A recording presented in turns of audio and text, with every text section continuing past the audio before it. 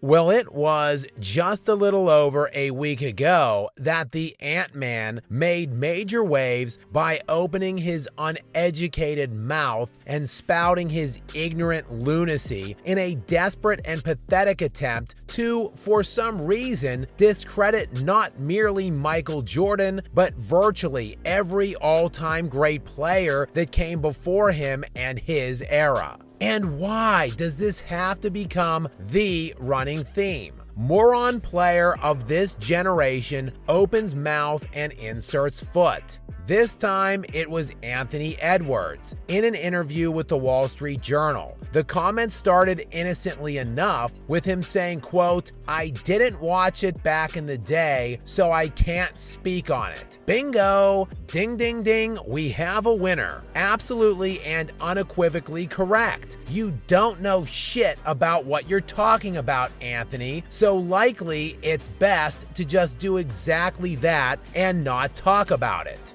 Unfortunately, he continued to say that, quote, "They say it was tougher back then than it is now. But I don't think anybody had skill back then. Jordan was the only one that really had skill. You know what I mean?" So that was why when they saw Kobe, they were like, "Oh my God." But now everybody has skill. No, Anthony, we don't know what you mean. And somehow this cretin managed to single-handedly insult every player that has existed outside of this era. And, well, the Magic Man took notice and had a little message for Edwards, saying, quote, "I don't respond to a guy that's never won a championship. There's nothing to really say. He didn't win a college championship. I don't even know if he won a high school championship." Now, in fairness and in fact-checking Irv, Anthony Edwards did in fact win a high school championship, but he did not win at the collegiate level, and he is still searching at the NBA level. That is despite the fact many dubbed the Minnesota Timberwolves the de facto favorites to win the NBA chip this past postseason midway through the playoffs after they thoroughly destroyed the Phoenix Suns in the first round 4-0, then overcame a 3-2 series deficit against the reigning world champion Denver Nuggets while storming back from down 20 in Game 7 on the road in that series. However, once they got into the West Finals as a pretty substantial favorite against the Dallas Mavericks, they completely choked and got their ass stomped out by those Dallas Mavericks in just 5 games, mind you. And that was despite the fact the total margin of differential through the first 4 games of that series was just 18 points, which was the lowest in Western Conference Finals history for the first 4 games of a series. But the minuscule performances of the skill-less Anthony Edwards was crippling for his Timberwolves team. Edwards had just 19 points on 6 of 16 shooting in Game 1, a 3-point home loss, and he then had just 21 points on 5 of 17 shooting in a 1-point loss in Game 2 to drop to an 0-2 hole heading on the road for Game 3. And in all, during that 5-game gentleman's sweep, Edwards barely cracked 40% from the field shooting. So perhaps not everyone today has skill, huh, Ant-Man? One guy, though, that undeniably does have the skill set Edwards must be referring to is a certain European who can barely dunk a basketball but was cooking the entire Timberwolves roster in that Western Conference Finals round.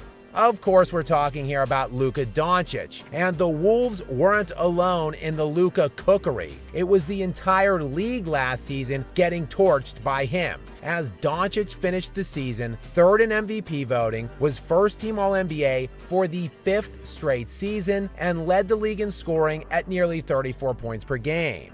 Anyway, it is uncertain if Anthony Edwards even knows who Larry Bird is, but at this point I'm leaning towards no. Perhaps he should look into him, as in the 1984-85 NBA season, the year Michael Jordan entered the NBA, otherwise known as the quote, only guy with any skill back then, Larry Bird was MVP of the league. league. In that season, Bird averaged 29 points, 10.5 rebounds, and 6.5 assists per game, while leading the NBA in player efficiency rating, win shares, value over replacement, and box plus minus. It was the middle season of a 3-year run of Bird winning 3 consecutive league MVPs. Oh, and he posted a career head-to-head record of 23-11 against Michael Jordan.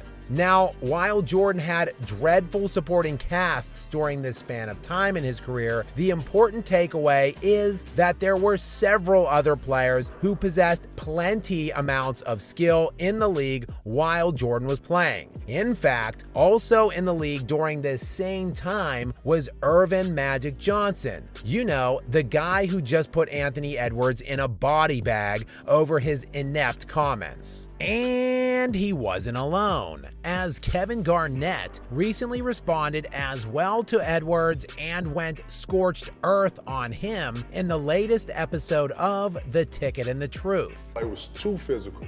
And guess what? The league had to come off of it for the flow of movement to be able to have scoring go up, which is why we like to sit here and watch kind of the rat race of the high-paced game, right? But bro, let's not talk about the gamemanship, and let's not talk about the physicality of the game back then. Real shit, because I only think half these kids in the league could have been on an NBA team 20 years ago. Garnett continued to go off on the entire state of the league today as a whole in what likely deserves its own standalone video. And it wasn't no, you was out 2-3 games, man, your teammates, hey bro, what you doing tonight? You going? Nah, I can't go, man, my toenail off, man, I can't. Bro, 20 years ago? Nah, nobody in this era could have played 25 years ago. We said that. Ultimately, look, it is difficult to quantify things like skill or truly to determine which era of player was better, as these things are somewhat subjective and within the eye of the beholder. But for whatever reason, this pampered, petulant era of losers are the ones that continually feel the need to denigrate the other greats that came before them. Why is it that all of the other players that hailed from other eras routinely spoke favorably of those that came before them, yet the uneducated shill players and fanboys today have to perpetually disrespect those that came before? Why is it that we cannot all just celebrate and appreciate greatness? Perhaps in the case of Anthony Edwards, it is because many were comparing him to Jordan prematurely in the early stages of these most recent playoffs, only to expose himself in the Western Conference Finals. Maybe he is feeling the pressure to live up to those comparisons and already feels as if he is incapable of meeting them. So perhaps it's best for him to just shut his mouth rather than continue masquerading around as a fake-ass alpha, since we all know there really isn't any of them around in today's NBA, a watered-down, pitiful little product.